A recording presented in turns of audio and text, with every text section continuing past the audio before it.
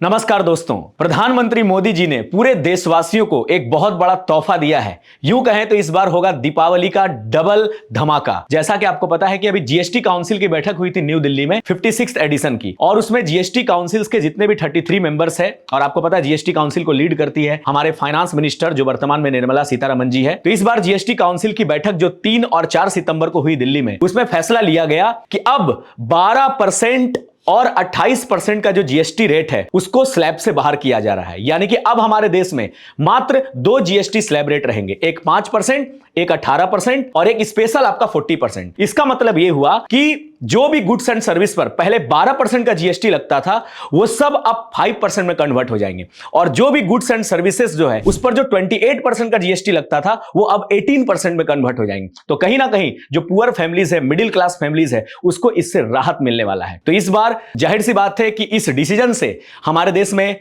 कहीं ना कहीं डिमांड बढ़ेगा, लोग ज्यादा से ज्यादा खरीदारी करेंगे। इसका इंपैक्ट हमारे इकोनॉमी में, हमारे जीडीपी के ग्रोथ में आपको देखने को मिलेगा। तो ये अभी डिसीजन लिया गया है जो एक बहुत बड़ा एक जीएसटी में बदलाव है। अब जाते जाते मेरा एक सवाल है, उसका जवाब आप हमें कमेंट बॉक्स में देंगे कि आप बताइए कि जिस भी गुड्स पर जीएसटी लगता है उसके लिए कौन सा कोड यूज होता है। आपको पता है एचएसएन कोड, और जिस भी सर्विस पर जीएसटी लगता है उसके लिए एसएससी कोड यूज होता है। तो क्या आप हमें बता सकते हैं इसका फुल फॉर्म क्या है? और मैं आपको बता दूं कि अगस्त 2025 में जो जीएसटी का टोटल कलेक्शन आया था वो 1.86 लाख करोड़ का।